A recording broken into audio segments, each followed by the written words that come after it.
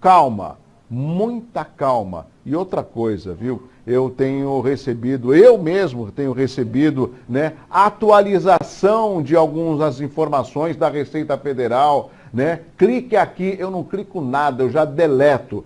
Muita cautela. Na dúvida, peça informação, né? É mais ou menos isso que nós vamos fazer aqui no Hora Geral e que nós fazemos em todos os programas, no intuito de levar a informação aos nossos amigos. Por exemplo, eu vou acionar mais uma vez o professor especialista em Direito Penal, professor Alex Salim. Professor, tem uma grande dúvida da população, ou seja, tem gente querendo, inclusive, o impeachment de ministros do STF, como é o caso do ministro Alexandre de Moraes.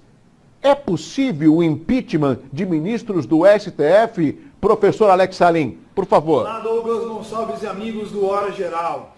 Essa questão do impeachment de ministro do Supremo está bastante polêmica no momento, essa questão toda do inquérito lá do Supremo Tribunal Federal, das fake news, que muitos juristas consideram o inquérito ilegal, né? Ele não atende aí os preceitos da Constituição e do Código de Processo Penal. Eu também entendo assim, e há sim a possibilidade de impeachment do ministro do Supremo. Aliás, essa possibilidade está prevista na mesma lei que prevê o impeachment do presidente da República.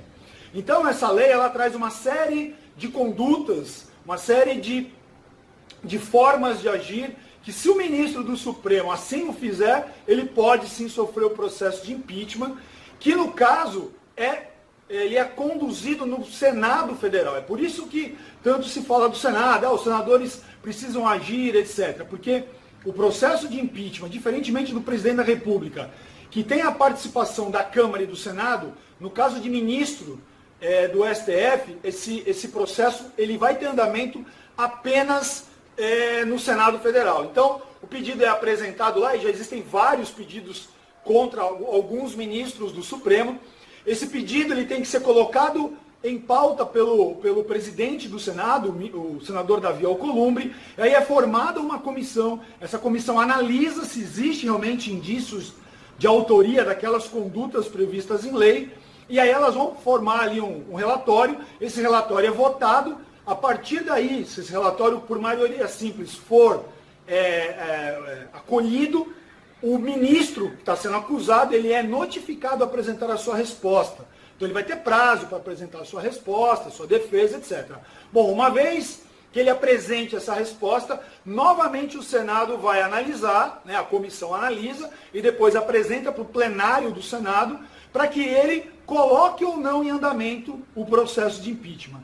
Se for autorizado novamente pelo plenário do Senado, aí vai ser marcada uma sessão de julgamento que é presidida pelo presidente do Supremo Tribunal Federal. Vejam só, o presidente do Supremo vai presidir uma sessão do Senado e nessa sessão vai ocorrer o julgamento. Novamente com direito à defesa, a questionamento das testemunhas, análise de documentos e no final, nominalmente, os senadores vão votar sim ou não pelo impeachment do ministro do Supremo, que poderá ficar impedido de exercer atividade pública por até 5 anos. Então, é por isso, Douglas e amigos do Hora Geral, que é o Senado que cuida dessa situação. Então, guardando isso, porque o Senado está sendo aí instigado, porque é o Senado que pode colocar o processo em andamento, é o Senado que vai julgar o impeachment do ministro do Supremo Tribunal Federal.